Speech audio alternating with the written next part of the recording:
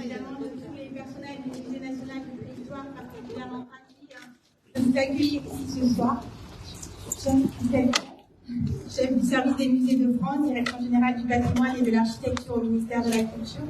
Merci beaucoup de votre présence aujourd'hui, ce matin tôt. Je sais le soutien, le regard, l'attention forte portée par le service des musées de France sur le service à compétence nationale, Musée national de préhistoire. Votre présence a été la preuve manifeste. Je suis donc très touchée que vous soyez là, je vous l'ai dit, et je le redis publiquement ce soir, et je sais que c'était important aussi pour l'ensemble des équipes, donc encore une fois, merci. Monsieur le député, monsieur Benjamin Delbuch, que j'ai un peu perdu dans la foule, conseiller régional représentant l'impôt s'excuser, mesdames Anglard et Chevalier, monsieur Vieillard, vice-président du conseil départemental de la Dordogne, respectivement en charge de la culture, du tourisme et de l'éducation, monsieur Lagarde, maire des Haïti et président de la communauté de communes Vallée de l'Homme. Il y a ici une communauté de communes qui s'appelle Vallée de l'Homme.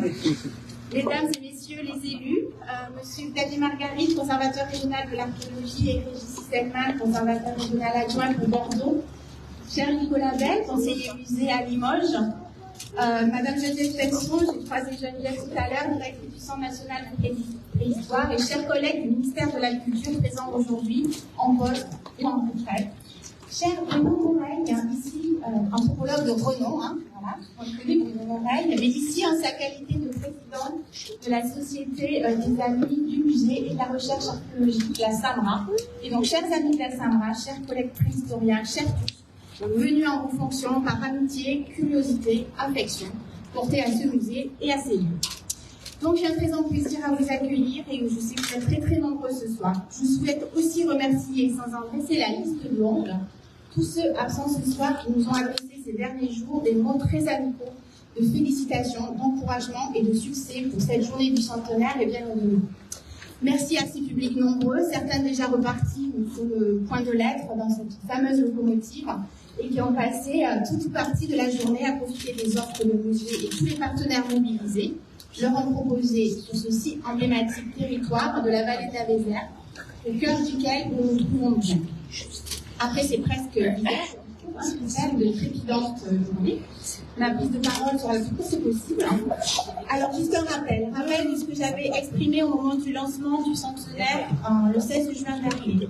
Ce centenaire est pour nous tous au musée le moyen de reposer dans leur actualité la plus féconde dans le ministère les bases de l'établissement dans la diversité de ses missions de recherche, de conservation, de transmission, de développement culturel et d'affirmer le rôle important qu'il doit pouvoir jouer avec l'ensemble des acteurs du territoire autour de cette question de la préhistoire, en cette vallée et dans un dynamisme scientifique, intellectuel, culturel, coordonné.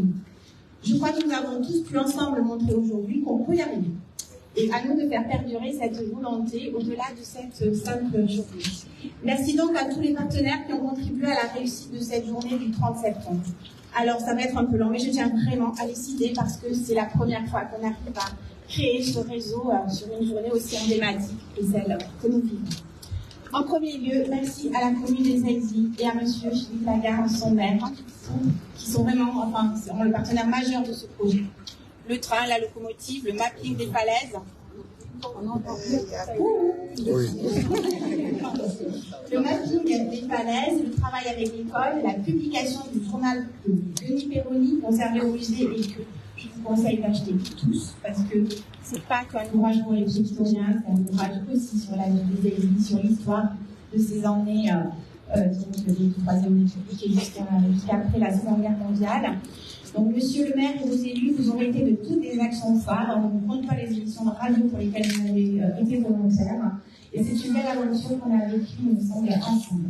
Merci évidemment à la Société des Amis, à la SAMRA, partenaire majeur de ce projet, qui est à son président, à son bureau, ses adhérents, ses bénévoles. Et merci aussi pour le cofinancement de ce très beau parcours extérieur de visite, tant des falaises, tant des hommes, qu'on va inaugurer dans un instant. Merci aux étudiants de l'Université de Bordeaux, venus seconder la SAMRA dans cette tâche d'accueillir les publics nombreux au cœur du musée aujourd'hui.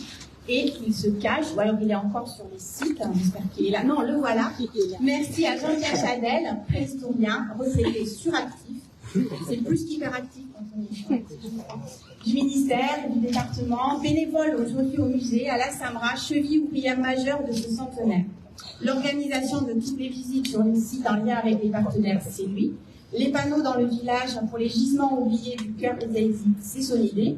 Et l'expertise si précieuse sur l'histoire de la préhistoire aux Zaïdis, c'est aussi lui. Vraiment, merci Jean-Pierre. Alors Jean-Pierre, ces derniers jours, à plusieurs reprises, me dit « Nathalie, c'est pas possible, les visites, elles sont complètes, on a des visites d'attente très longues. Qu'est-ce qu'on va faire? Franchement, il faut continuer, il faut faire d'autres visites, en reproposer, il y a beaucoup de demandes. Donc, promis Jean-Pierre, nous le referons, et avant le bicentenaire. »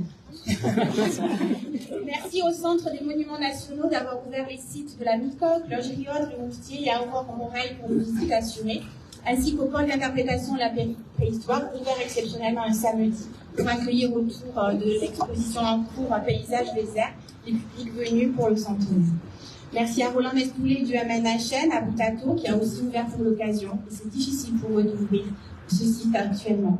Et merci à la Sénitou et à son directeur André Barbé, également excusé, pour l'accès à Loge du Basse. Merci également à Émile Deneuve de la DRAC Nouvelle-Aquitaine pour le panneau sur la Côte Richard et les visites exceptionnelles organisées sur le gisement de la Madeleine.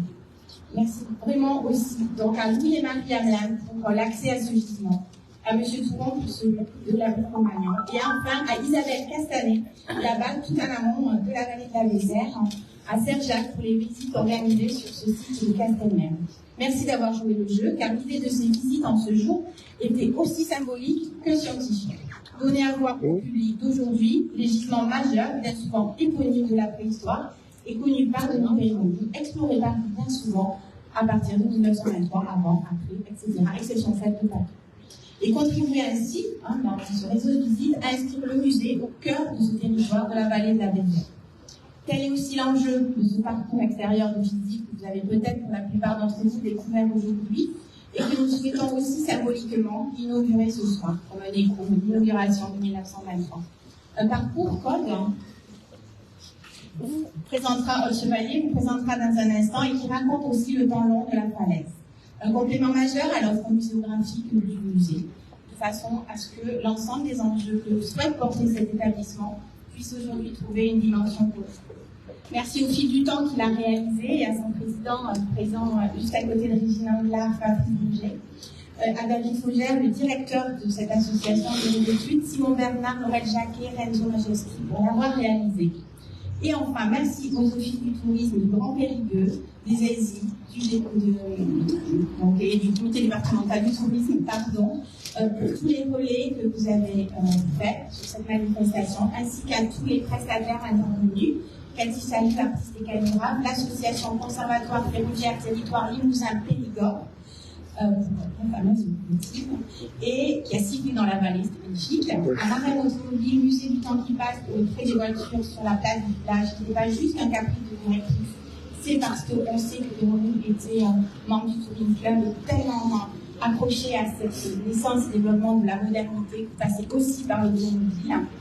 Et enfin, je ne saurais terminer, bien sûr, sans remercier l'ensemble des équipes du Musée national de préhistoire et celles de la RMNGP pour la ferveur et la passion extrême mise dans la préparation de ce centenaire depuis 10 mois. Il y a un énorme travail réalisé.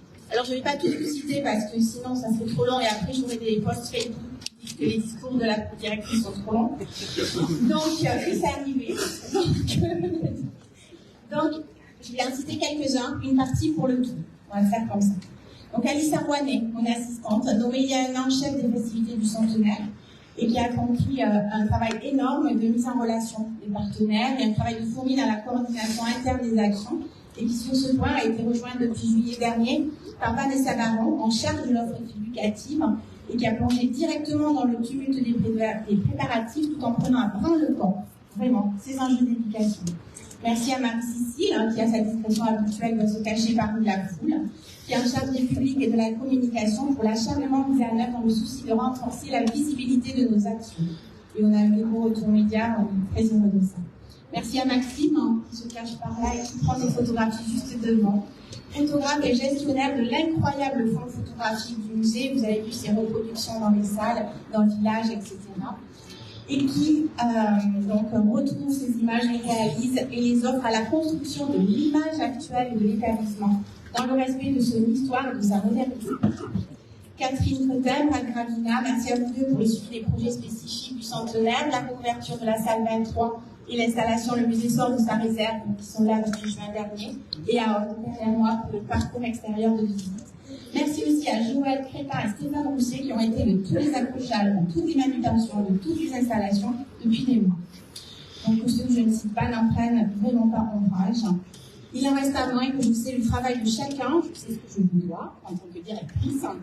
On émet une idée et vous vous lancez dans l'aventure à un temps perdu. Et donc c'est extrêmement précieux, évidemment. Je sais aussi que transporté dans ce même élan du centenaire, on a souvent pensé quotidiennement au fondateur de ce musée, Louis Perroni. On est même un petit peu devenu, donc il est temps que ça s'arrête, un Perroni maniaque. Nous avons pensé à ce qu'il a construit ici, à ce qu'il nous revient aujourd'hui de faire et de transmettre. Et ne serait-ce que pour cela, le 30 septembre 2023 est une très belle journée. Une journée pour tous, en interne, c'est aussi notre journée. Et une journée pour tous les publics, proches ou lointains, savants ou profanes, je reprends l'expression de 1923, que nous voulons faire venir et revenir au musée. Une journée comme un hommage, une journée qui sera peut-être un petit peu historique à sa mesure. Merci à tous.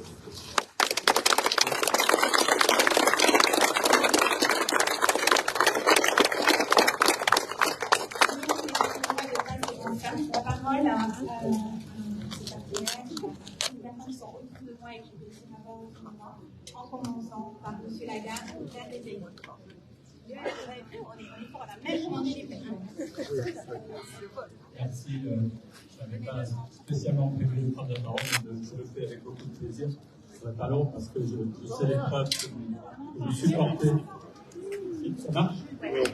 C'est bien. Donc je ne veux pas vous faire subir une exposition pour l'ombre du soleil. Et merci, mesdames les directrices, d'avoir validé avec nous cette organisation, parce qu'en fait, l'autre jour, un journaliste me demandait quel est le lien entre le village et le musée, je ne sais plus. Moi, j'ai grandi au pied du musée, je l'ai vu, je l'ai dit à l'inauguration au printemps, je l'ai vu se récemment posé, ça fait. Évidemment, ce n'était pas là en 1923, mais quand même, j'ai eu beaucoup d'étapes, et aujourd'hui, quand je vois le chemin parcouru et le concentré des collections que nous avons ici, et le point de convergence mondial, on peut le dire, on peut dire que le village et le musée sont on ne sait pas qui doit à l'autre, mais en tout cas, moi, je pense que... Philippe, ça ne marche pas. Si, ça marche, mais mal. J'essaie, mais là, je vais avaler le micro. C'est pas possible. Je ne peux pas faire plus. Et si je parle comme ça... Non. Ah.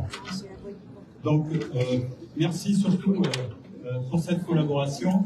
En fait, je me disais en écoutant tout à l'heure Nathalie Fourmand, que quand on fait un événement anniversaire comme ça, on fait un travail de recherche et de collection. Et du coup, vous parlez des photos, on a évidemment participé à ce genre de manifestation, et notamment une exposition photo sur les recherches de photos anciennes que j'ai eu beaucoup de plaisir pour certaines à redécouvrir ou à découvrir. Et finalement, c'est à cette occasion-là qu'on fait ce travail-là. Donc, peut-être qu'il ne faut pas attendre le bicentenaire pour effectivement se mettre autour. On trouvera bien un moyen de faire un événement. En tout cas, c'était pas si simple que ça de faire venir, par exemple, la locomotive à vapeur depuis Limoges. Jusqu'au dernier moment, on était inquiets. Merci à celles et ceux qui ont fait le voyage, qui les ont aidés à l'organiser. Je ne serai pas plus long, et franchement, je suis très heureux d'être là. Okay.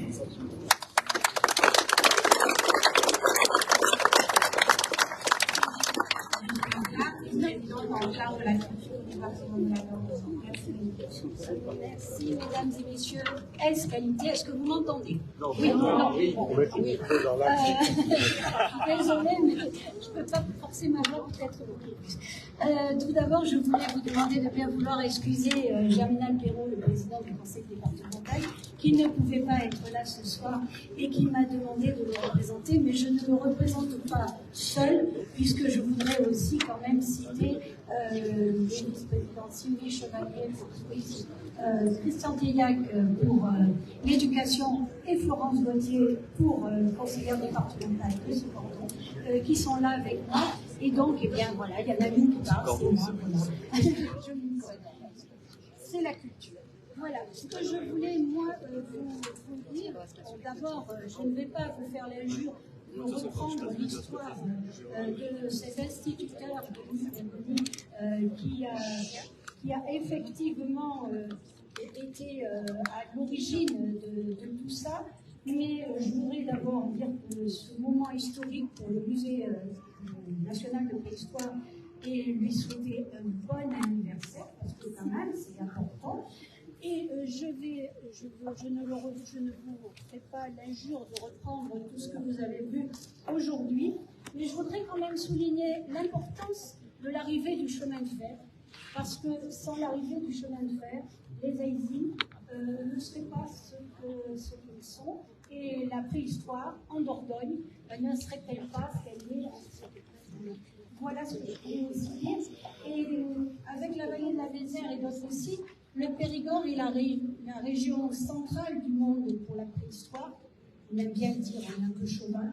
Donc, quelques-unes de ces découvertes ont d'ailleurs donné naissance à des périodes préhistoriques déterminées, à l'image du Moustérien, par exemple.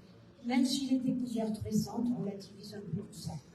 Car, au-delà de cela, il y a aussi eu la volonté et la capacité de Chauvin. C'est comme ça. Il y a la volonté et la capacité du territoire, avec notamment le département, et il y a le CDT, le tourisme, de mettre en valeur ces sites exceptionnels, notamment leur lien avec la naissance de l'art. Dernier exemple en date, le Centre international de l'art végétal qui se place local, et avant tout cela, en toute cohérence, avec le musée des Aïzis, le pôle international de la préhistoire. Et une capacité aussi à faire fructifier les richesses à travers le tourisme et de la société de Montpellier qui crée des activités, etc. Et donc, je voudrais vraiment, à l'occasion de ce centenaire, mettre en valeur l'histoire du musée, qui est aussi l'histoire d'un territoire. Nous souhaitons démontrer mieux ce lien intrinsèque entre les sites et les gisements de la vallée des Airs de la préhistoire, en tant que discipline, en tant que vecteur touristique et économique. Cette préhistoire qui fait la renommée du territoire et de la Dordogne depuis plus de 150 ans attire depuis la fin du XIXe siècle aussi bien les curieux, les néophytes, les passionnés que les plus grands noms de la recherche archéologique. J'en finirai pour vous dire par une petite anecdote très personnelle. Après quelques jours de vacances, j'ai eu le plaisir de revoir les sites de Sega Verde et d'Altamira ou de Faucheroy au Portugal. Je retrouve avec bonheur cette vallée, ma vallée, notre vallée d'Adorable. Et ce berceau de la préhistoire moderne, son musée. Et je voulais vraiment, parce que je sens bien qu'il y a une certaine impatience, surtout derrière, là-bas, je voudrais vraiment, si vous souhaitez un très bon anniversaire, et vous remercier, vous, l'équipe du musée, Nathalie, qui est vraiment pour la cheville, mais je crois que tout le monde a travaillé. Vraiment bravo pour toutes ces manifestations et toute cette année, et en particulier cette magnifique journée radieuse. Merci.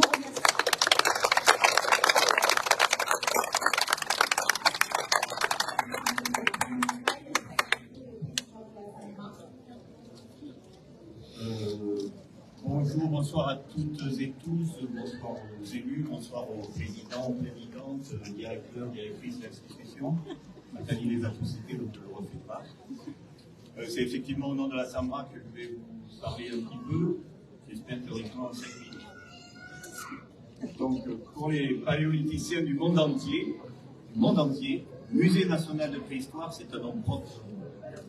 Aujourd'hui, le musée fête ses 100 ans.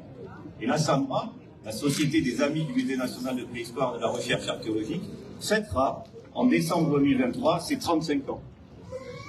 Les itinéraires de l'institution MNP et de l'association SAMRA sont logiquement partagés. Le Musée national de préhistoire a été dirigé par 4 directeurs avant notre collègue Nathalie Fourmont. Nathalie a demandé à la SAMRA de participer au discours officiel et nous l'en remercions. La SAMRA a eu 4 présidents-présidentes avant votre serviteur. Pareil. Je vais les nommer pour les remercier à travers eux les personnes qui se sont engagées au sein du conseil d'administration des bureaux de la SAMRA. Ces présidents et présidentes ont été Jean Lantisco, Gilbert Monet, Jacques Baumel et Florence Landy. Sans les membres de la SAMRA passionnés de préhistoire et amoureux de l'institution nationale qu'est le MNP, qui se sont engagés bénévolement pour donner de leur temps, de leur énergie, de leur motivation dans le fonctionnement de l'association, la SAMRA ne serait plus ou ne serait pas plus la même. La SAMRA est née non pas aux Zézis, la petite histoire de la préhistoire c'est pourquoi, mais pas loin, à Marcaille. Son objectif principal, fournir au musée national de préhistoire l'appui d'une association. La SAMRA est née en décembre 1988 de la volonté du directeur du MNP d'alors, Jean-Jacques Hébert, et de 23 autres membres fondateurs que j'ai aussi à cœur de nommer pour également les remercier. Norbert Oujoula, Monique, Claude, Martine, Claudette, Christian et Jean à Chambaud, Jean-Pierre Bida, Jacques et Monique Baudet, Jean-Pierre Chadel, qui deviendra alors le premier secrétaire de la SAMRA et qui l'est à nouveau aujourd'hui, Huguette et Jean-Fred Drouin, Colette Duluc, Philippe Bugy, Daniel et Jean Lantisco, Pierrette et Michel Magnanou, Serge Maury, André Morala, Ludovic Pisano, Monique Bayré.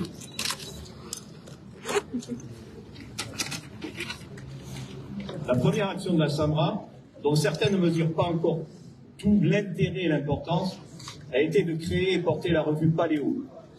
Son volume numéro 1 est publié en 1989. Depuis, la revue est devenue le support national des professionnels de l'archéologie paléolithique. Paléo est mondialement connu. La SAMRA a porté la revue pendant 25 ans, jusqu'en 2014, avant que le Musée national en devienne l'éditeur. La seconde action, que je soulignerai, a été de créer en 2011 le prix des jeunes chercheurs. La SAMRA a alors été précurseur, puis elle a été copiée mais pas égalée. Car si on peut aujourd'hui dénombrer une dizaine de prix d'associations s'adressant à l'archéologie préhistorique, aucune n'a parmi ses lauréats autant de jeunes professionnels de l'archéologie paléolithique. Je citerai par exemple Emmanuel Distan, Damien Pesès, Jean-Baptiste Ourlet, ou encore Bruna Leluyer qui actuellement bâtit un laboratoire dans la célèbre université d'Harvard au Massachusetts. Les actions de la SAMRA au service du musée, qui sont les plus fréquentes, ont été, sont et seront toujours celles que vous verrez le moins. Elles se traduisent par l'acquisition, parfois de terrains protégeant des sites, d'objets, d'œuvres, pour enrichir les collections du musée, de réalisation avec l'équipe du Musée national de préhistoire. De manière générale, la SAMRA favorise toute entreprise tendant au développement et au fonctionnement de l'établissement MNP. Cela a été naturellement le cas avec ce 100e anniversaire. La SAMRA participe aussi aux échanges scientifiques et culturels qui se déroulent au musée. Elle œuvre à la transmission du savoir et des connaissances de haute qualité scientifique. J'insiste, de haute qualité scientifique. Ces connaissances, elles les transmettent au public, aux étudiants, aux professionnels de la préhistoire. Tout cela ne serait pas possible sans nos adhérents, et je remercie celles et ceux qui se sont engagés, aujourd'hui aussi, pour ce 100e anniversaire, ainsi que le personnel du MNP, pour tout ce que nous sommes capables de réaliser en commun. Tout cela ne serait pas possible sans le travail régulier et souterrain des membres du bureau de la SAMRA, Anthony Séché, Jean-Pierre Chadel, Dominique Armand, Marie-Christine Barjou, Jocelyne Perrault, Florence Landé, Jean-Claude Robière, qui trouvent avec ces presque derniers mots de mon discours l'expression de toute ma reconnaissance. La SAMRA, depuis sa création, est au service du Musée national de préhistoire et en soutien de sa stratégie. Ces services et soutiens n'ont jamais faibli et ne faibliront pas. J'ai commencé ce discours en disant que le Musée national de préhistoire est devenu un nom propre connu mondialement. Il est aussi un site éponyme, celui de la passion pour la préhistoire paléolithique. Rendez-vous donc en 2048 pour son 125e anniversaire avec naturellement la SAMRA.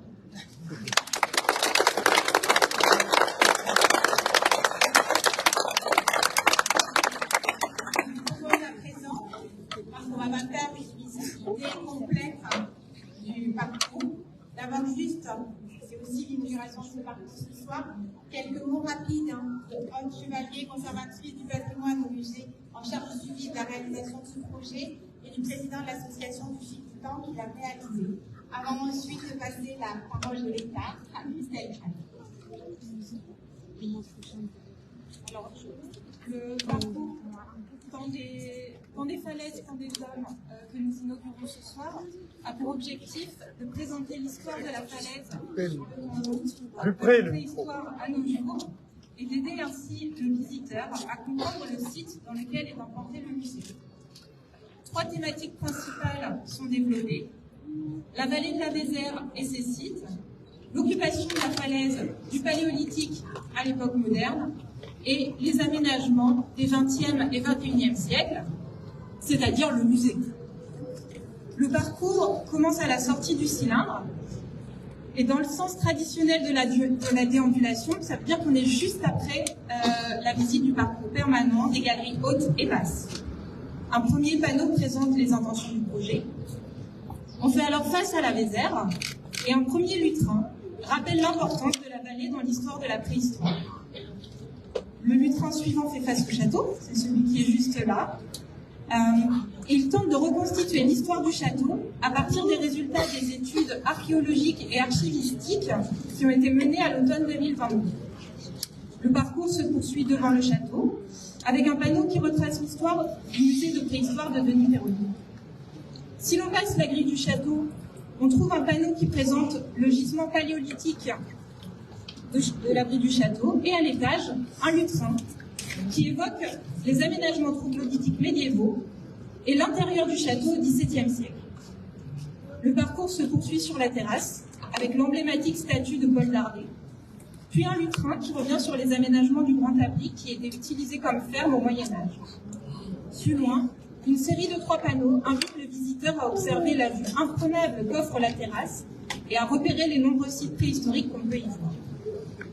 Sur le chemin du retour, un dernier lutrin fait le bilan des différentes périodes d'occupation de la falaise.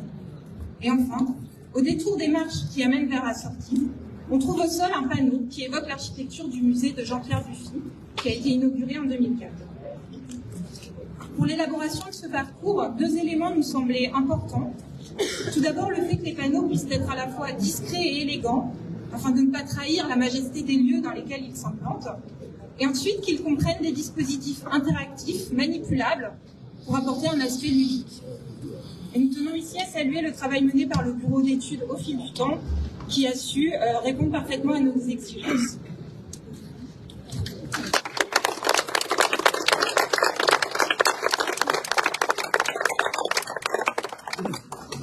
Mesdames, Messieurs, bonsoir.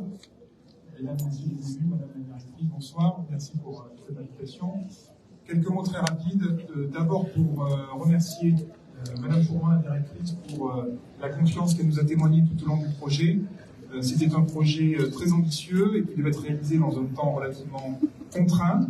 Donc bravo à l'équipe du musée qui nous a beaucoup aidé à réaliser ce projet dans les temps. Et je tenais à remercier toute l'équipe d'Au fil du temps qui a contribué à la réalisation du projet. Donc notre illustrateur Renzo Majeski, notre infographiste Laurette Jacquet, notre coordinateur Simon Bernard et notre directeur David Fogère. Donc merci à eux pour avoir si brillamment réalisé ce projet avec le soutien et le concours de toute l'équipe du musée. Et puis, je terminerai par juste une petite anecdote personnelle, si vous me permettez. Il y a un peu plus de 40 ans, j'étais élève en CM1 ou CM2 à l'école de Molière, pas très loin d'ici, et notre instituteur, M. De Baptiste, nous avait amené visiter la grotte de Fongome et évidemment le musée de préhistoire des Égyptiens. Et à la fin de la visite, une des élèves avait posé une question. Est-ce qu'on sait quel était le langage des hommes préhistoriques? Alors, je ne me rappelle plus la réponse de la guide, mais je m'étais dit ce jour-là qu'il y avait beaucoup de questions et peu de réponses quand on était préhistorien. Donc j'espère que ce parcours apportera quelques réponses aux visiteurs qui viennent visiter le musée, des falaises, des hommes. Pourquoi? Il suffit de lire et vous comprendrez. Merci beaucoup.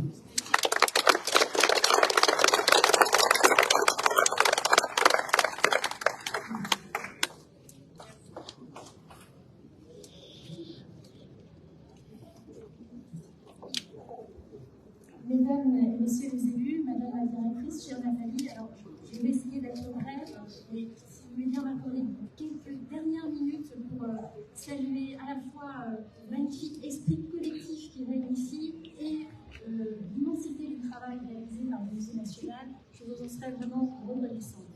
Parce que c'est un immense privilège pour moi, et vraiment une grande joie aussi, d'être avec vous tous ce soir pour célébrer le centenaire du Musée national de la préhistoire fondé par Denis Perroni. Cette manifestation prend place dans une programmation très ambitieuse, amorcée le 16 juin dernier, qui va se dérouler sur toute une année. C'est une excellente occasion pour moi de prendre connaissance de ce lieu, de le visiter, de rencontrer les équipes très engagées dans ce musée, qui est un service du ministère de la Culture, vous l'avez rappelé Nathalie, implanté au cœur de la vallée de la Vézère, internationalement renommé pour ses sites préhistoriques et ses grottes ornées. Cet anniversaire est aussi une opportunité de constater la richesse du partenariat entre les établissements et les services de l'État et les collectivités territoriales, monsieur le maire, pour porter des projets culturels forts et ambitieux au bénéfice de la population. Aussi, je tiens tout d'abord à vous remercier toutes et tous, mesdames et messieurs les élus, les membres de l'équipe du Musée national de la préhistoire, les acteurs culturels et patrimoniaux de la vallée de la Vézère, les bénévoles de l'association des amis du musée, les conservateurs, les archéologues, les étudiants, pour la chaleur de votre accueil et pour la merveilleuse programmation de cette journée qui illustre une fois de plus combien le patrimoine, la science, les paysages, l'art et la création sont liés et complémentaires, ici comme dans d'autres régions de notre pays, et combien les projets portés aujourd'hui par le musée s'inscrivent dans la droite ligne des volontés premières de Denis Perroni. Le musée a été créé en 1918, inauguré en 1923, il y a tout juste 100 ans. Les intentions de Denis Perroni apparaissent clairement dans ses écrits, mais aussi dans ses courriers très nombreux, je dois dire, au secrétariat des Beaux-Arts de l'époque, et dont une partie ont été récemment redécouvertes dans les archives de l'établissement. Il a voulu créer un lieu au cœur de la vallée de la Vézère, un territoire intimement lié à la naissance et au développement de la préhistoire, pour recueillir, étudier, conserver les collections et pour en transmettre la connaissance au public, au plus près des sites et des gisements qu'il avait contribué à découvrir. La recherche et la formation des esprits est fondamentale dans son projet, une influence certainement de l'instituteur qu'il fut au début de sa vie, tout comme la dimension internationale du lieu qu'il conçoit pour les préhistoriens et pour les musées. Le projet scientifique et culturel actuel du Musée national de la préhistoire reste très fidèle à ses principes fondateurs, même s'il est repensé pour correspondre aux besoins scientifiques, culturels, intellectuels, artistiques et sociétaux de notre temps. Pour le ministère de la Culture que je représente aujourd'hui, le Musée national de la préhistoire est par l'ampleur et la diversité de ses collections, par la rigueur de son travail scientifique, un établissement culturel d'excellence et de référence, reconnu par les chercheurs, les archéologues, les musées d'archéologie en France et à l'étranger. C'est pourquoi d'importants moyens financiers sont programmés pour continuer les travaux d'ampleur engagés afin de rénover le château derrière moi, renforcer l'étanchéité des bâtiments et pour améliorer les conditions de conservation des collections et d'accueil des visiteurs dans les années qui viennent. Vous me permettrez, en ce jour anniversaire, de saluer le travail remarquable accompli par les équipes du musée pour gérer, conserver, récoller, ce qui n'est pas simple, inventorier des collections dont le volume est extraordinaire, mais aussi développer la recherche, entretenir un site et des bâtiments complexes, ouvrir le musée au plus grand nombre pour transmettre les connaissances archéologiques, enfin et surtout pour développer les partenariats avec les acteurs culturels et associatifs du territoire. L'ambition de ce musée national en matière de politique et d'offres culturelles est un axe essentiel, central du projet scientifique et culturel qui a été validé en juin dernier par mes services. Et je l'avais à l'époque tout à fait souligné lors de la présentation en commission scientifique. Il démontre un réel savoir-faire dans le domaine de l'éducation artistique et culturelle, grande priorité de la ministre de la Culture, Rima Abdul-Malak, et peut accueillir de nombreux scolaires avec une palette de propositions très étendue. Je le rappelle, ce sont plus de 5000 enfants scolarisés qui ont visité ce site en 2022. Le musée est donc un important contributeur de l'offre éducative et artistique de ce territoire et ne demande qu'à développer davantage les collaborations dans ce domaine. L'offre culturelle du musée s'enrichit en cette année du centenaire avec le parcours extérieur de visite que nous allons inaugurer dans les secondes qui viennent.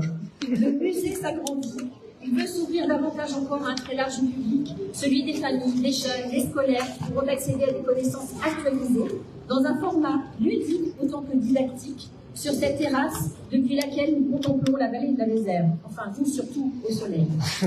Je souhaite souligner la qualité de la réalisation sobre et astucieuse du bureau d'études Le Fil du Temps et je veux remercier très chaleureusement et très sincèrement l'association des Amis du Musée, Monsieur le Président, qui a cofinancé l'opération. Toujours bien de le rappeler. Ce parcours vient continuer l'œuvre de Denis Perroni, qui avait voulu accrocher son musée à cette falaise. Il ancre le musée dans son histoire et son territoire, tout en ouvrant une perspective vers tous les autres sites de la vallée de la Vézère. Merci à tous pour cette belle réalisation. Vive l'archéologie, vive la vallée de la Vézère et vive le Musée national de la préhistoire.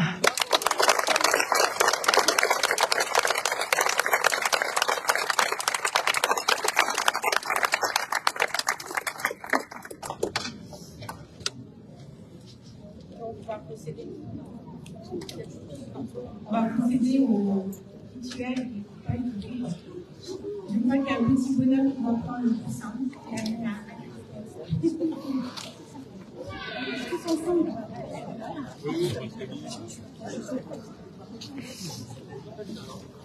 Vas-y, petit bonhomme.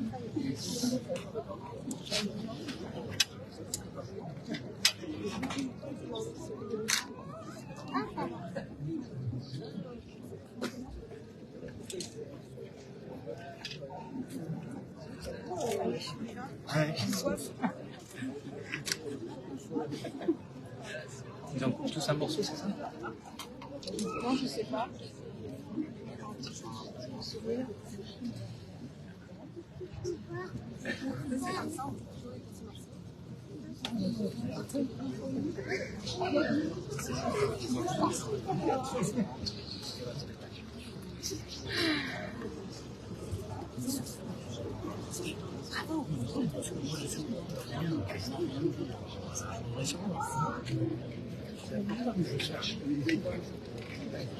Parce que sinon, je mange. Sinon, je mange. Attendez, on finit de couper le ruban. Attendez, on finit. Ah bon. J'en mettrai un pour toi? Tu me donnes, je mettrai dans le sac? Je mettrai dans le sac en bas. Ouais. Pour la suite de la soirée, je vous propose de découvrir le parcours de visite pendant un petit quart d'heure et de nous retrouver sous l'abri. Le grand abri du musée juste derrière les portes. Oui. Oui, comme en 1923. Alors, on n'est pas à ça, en remettant des bons parcours. Vous aussi, les impôts qui sont sur la photo de l'inauguration de 1923, exactement à cet endroit-là. Voilà. Et donc, on va aller vers l'abri avant de se livrer à la festivité du cocktail. Il y aura une petite surprise sous l'abri, nous est offerte par Serge Maury. J'ai mandaté pour l'occasion. Et donc voilà, encore un petit peu de patience. Profitez de quelques éléments du parcours de visite et on retrouve Serge sous le grand abri d'ici 5-10 minutes. Merci. 5-10 minutes.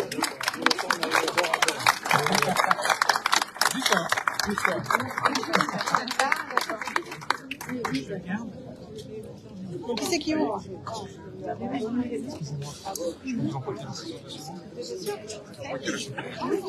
Oui, ah, c'est ça.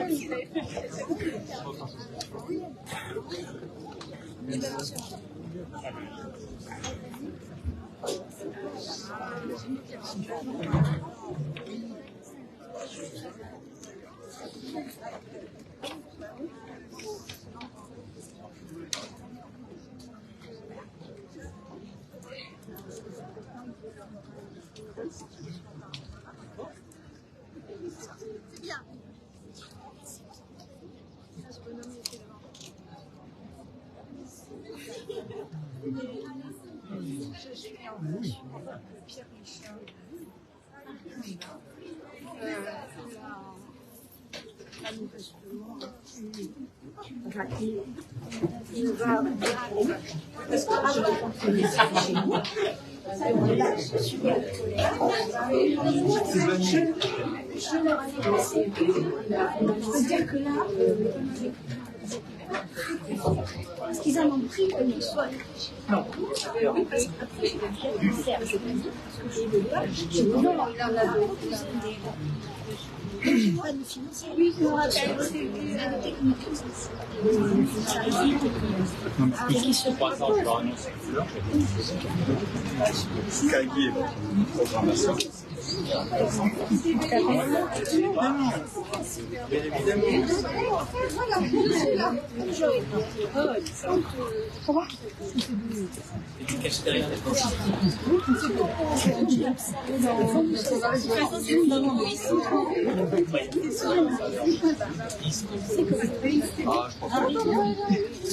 Attends, je vais le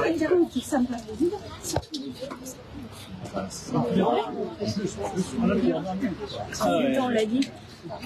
Moi, ce que j'ai vraiment pas apprécié, c'est qu'ils balancent ça sur le Facebook. Ils nous ont sali.